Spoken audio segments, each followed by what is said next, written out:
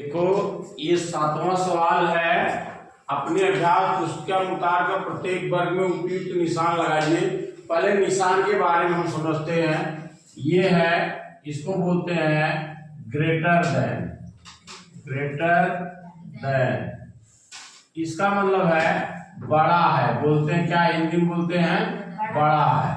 क्या बोलते हैं? बड़ा। जिस तरफ इसका पेट खुला होता है उस तरफ की संख्या बड़ी होती है। जैसे 5 ग्रेटर देन 4, मतलब 4 से ये बड़ा है पेट। अब देखो ये है, इसको बोलते हैं, ये पहला हो गया समझ में। ये दूसरा है, इसको बोलते हैं लेस देन। क्या बोलते हैं? लेस देन माने छोटा है। क्या है? छोटा है। छोटा माने ये 4, ये ऐसे 5 लिख दिया गया। तो जब इसका इस तरफ क्लोज है, इसका मतलब 5 से छोटा है, इसलिए इसको बोलते हैं 4 छोटा है 5 से। क्या है? 4 छोटा है 5 से। और इसको बोलते हैं 5 बड़ा है 4 से। समझ में? या 20 बड़ा है 3 से, या 80 बड़ा है 65 से। समझ रहे कि नहीं समझ रहे?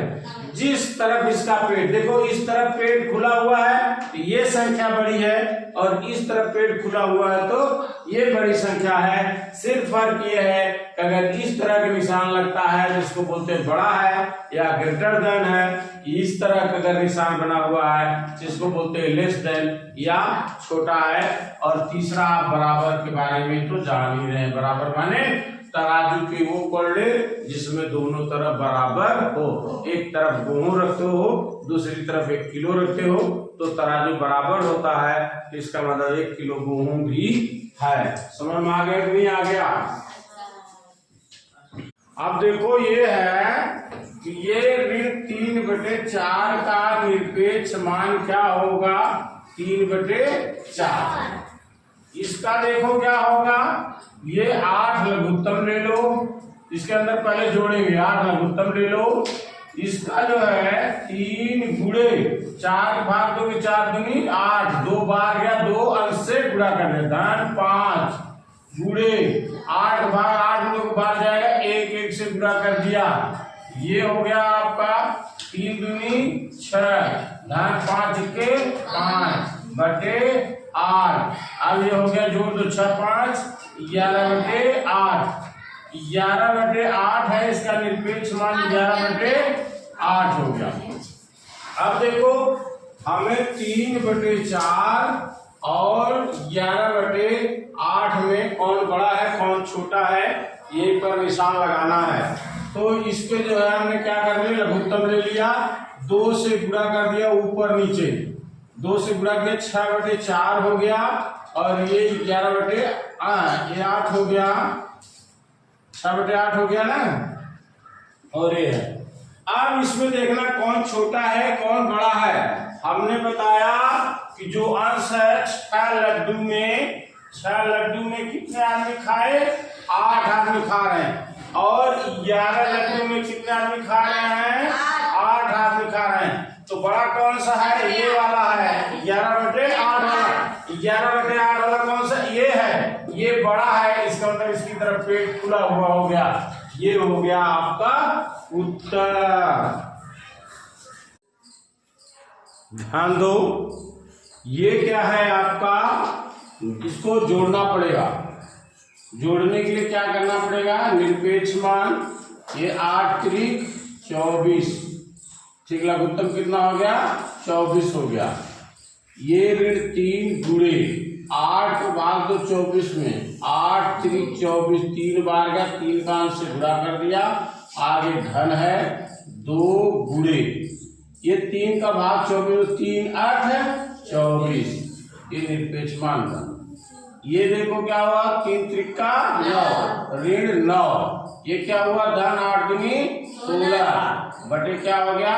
24। इसको क्या है? ऋण धन है, क्या किया जाएगा?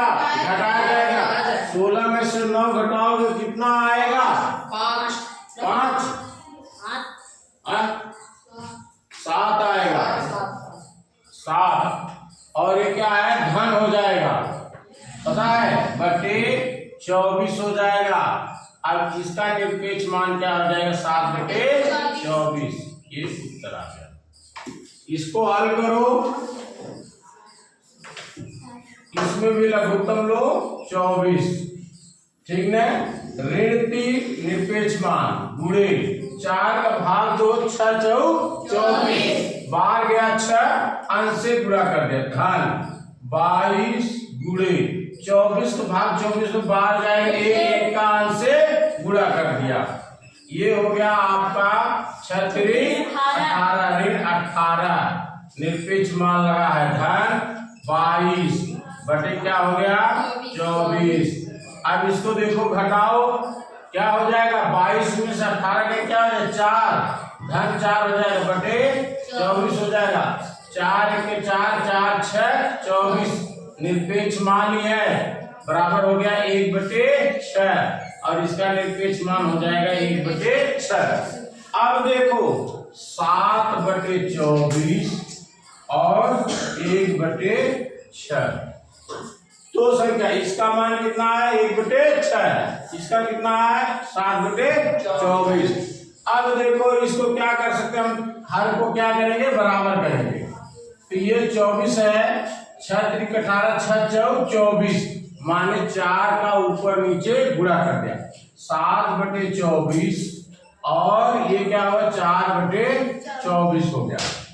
अब फिर वही सेम चीज है कौन बड़ा है इस 7 गुलाब जामुन में कितना भाग करना है 24 और 4 गुलाब जामुन में 24 तो ज्यादा किसको मिलेगा इस 7 वाले में। इसका मतलब 7 वाला क्या है बड़ा है, इसका मतलब इसमें निशान क्या लगेगा ऐसे लगेगा। ये 7 वाला है 7/24 वाला बड़ा, इसका निशान ऐसे लगेगा। 2 4 8 का लघुत्तम हुआ 8 क्या हुआ 8। अब ये ऋण 1 गुणे 2 का भाग 2 चौक 8 4 बार गया धन 3 गुणे 4 का भाग 4 दूनी 8 2 भाग प्लस 1 गुणे 8 कन्नन 8 ये निरपेक्ष मान बराबर ये क्या हो गया 1 चौके 4 ऋण 4 धन 3 दूनी 6 धन 1 निरपेक्ष मान बटे 8। ये क्या हो गया देखो धन धन को जोड़ लो 6 1 7 और ये 4 घटा दो 7 में से 4 के क्या हो गया 3 धन 3 होगा बटे 8 ये हो गया।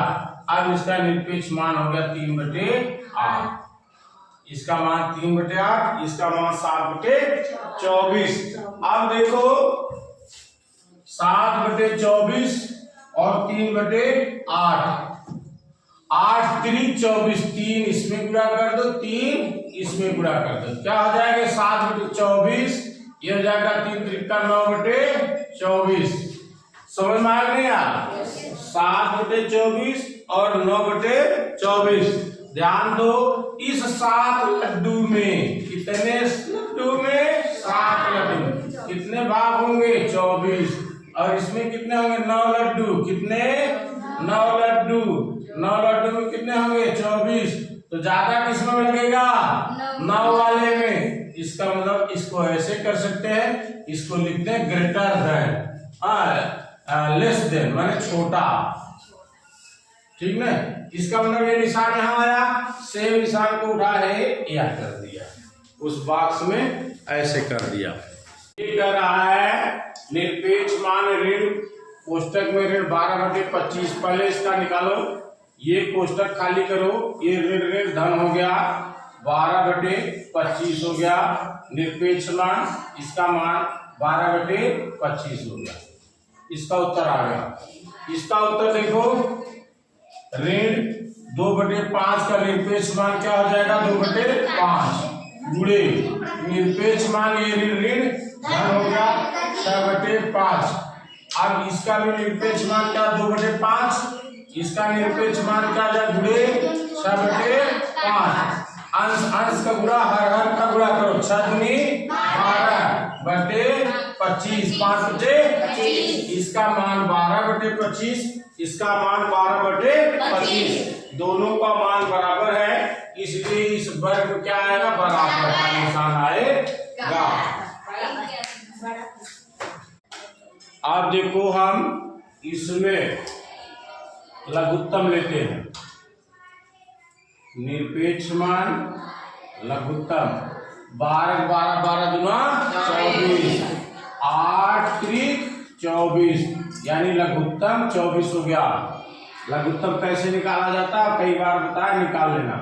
ऋण 3 गुणे 8 का भाग दिया 8 त्रिक 24, 3 बार गया 3 का ऊपर गुणा प्लस 1 गुणे 12 का भाग 24, 12 दूना 24, इसको हुआ 3 त्रिका 9 माइनस 9 धन 1 दूनिया 2 बटे 24।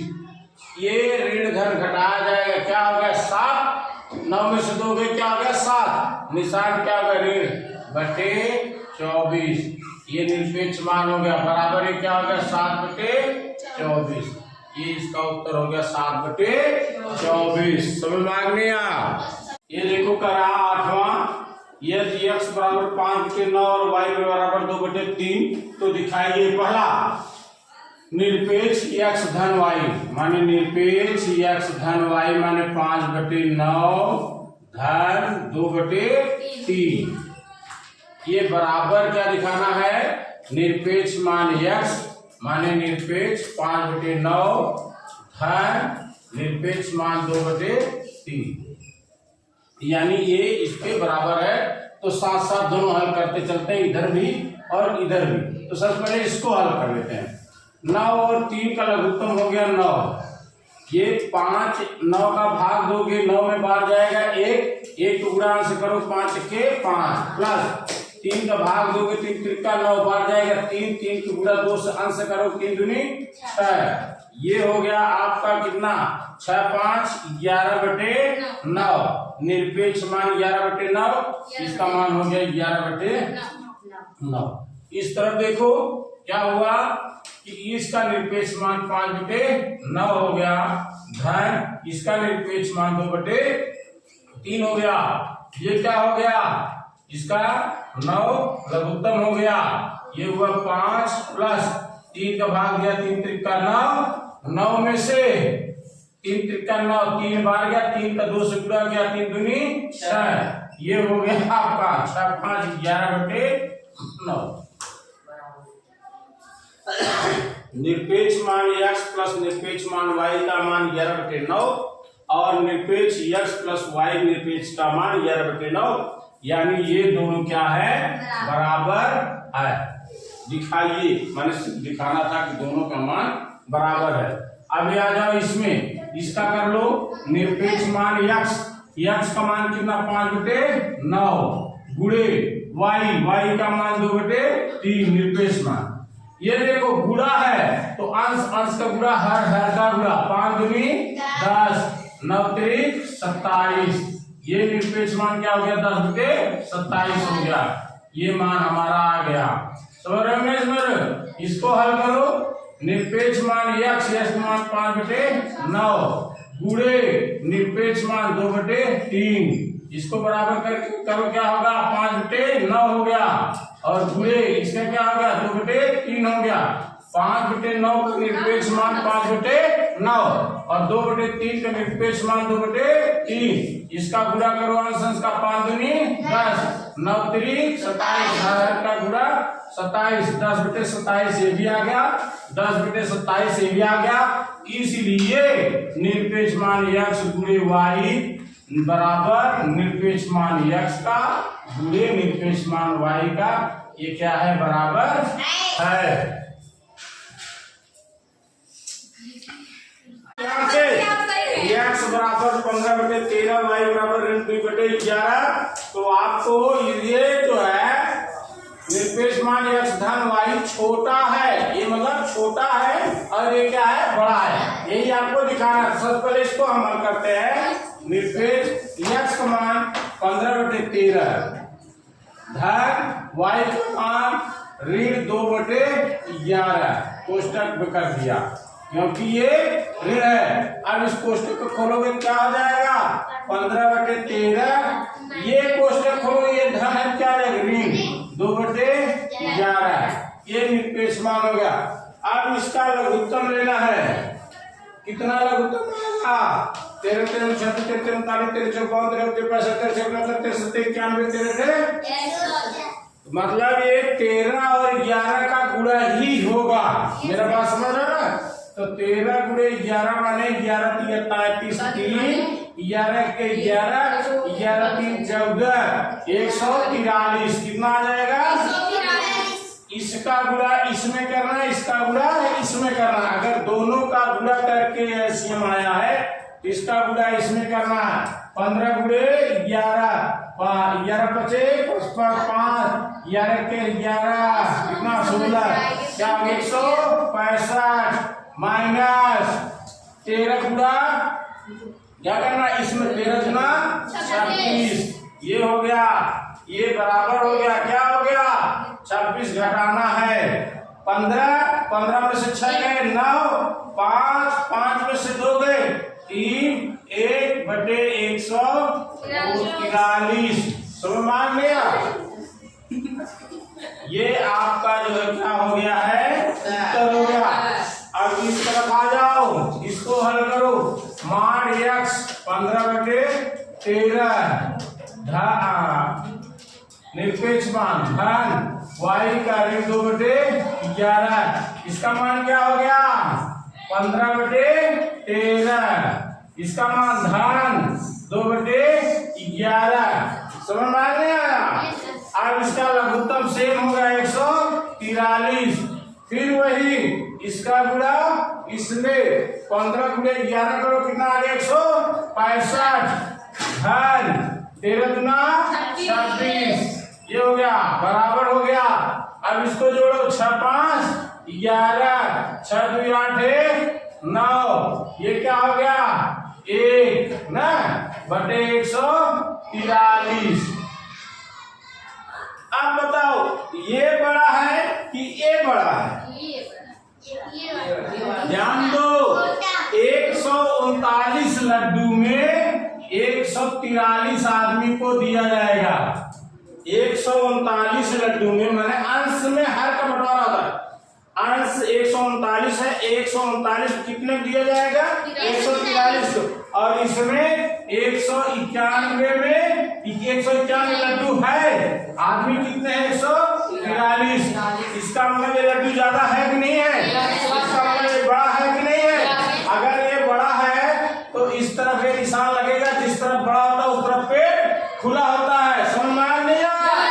इस तरफ बड़ा है उस तरफ पेट खुला है। इसका मतलब ये 139 बटे 143 ये लेस देन 191 बटे 143 जो कि यहाँ दिखाना है। इसका मतलब ये सही है।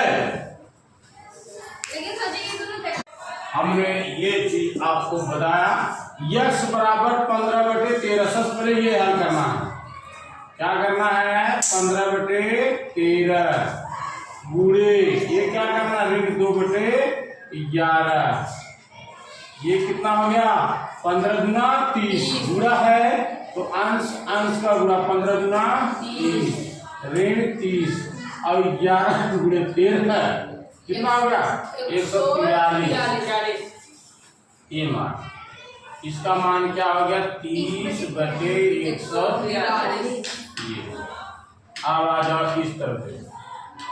ये है आपका मान x गुणे y निरपेक्ष मान y।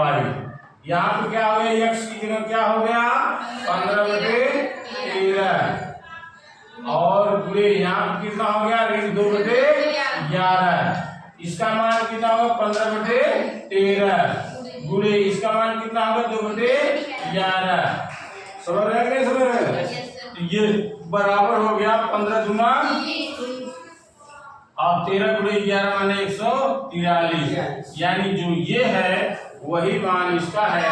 इसका मतलब ये क्या है बराबर है। बराबर है कि नहीं है? जो निशान दिया हुआ यही हमें दिखाना था कि दोनों क्या है बराबर है। ज्ञात कीजिए जिसका निरपेक्ष मान 1/2 है। क्या 1/2? इसका निरपेक्ष मान धनात्मक होता धन 1/2 और इसका ऋण 1/2। धन 1/2 का मान भी 1/2 होता है, ऋण 1/2 का निरपेक्ष मान भी 1/2 होता है। दो परिमेय संख्याएं कौन कौन से हो गई? दो परिमेय संख्याएं कौन कौन से हो गई? धन 1/2 और ऋण 1/2। बस इतना था।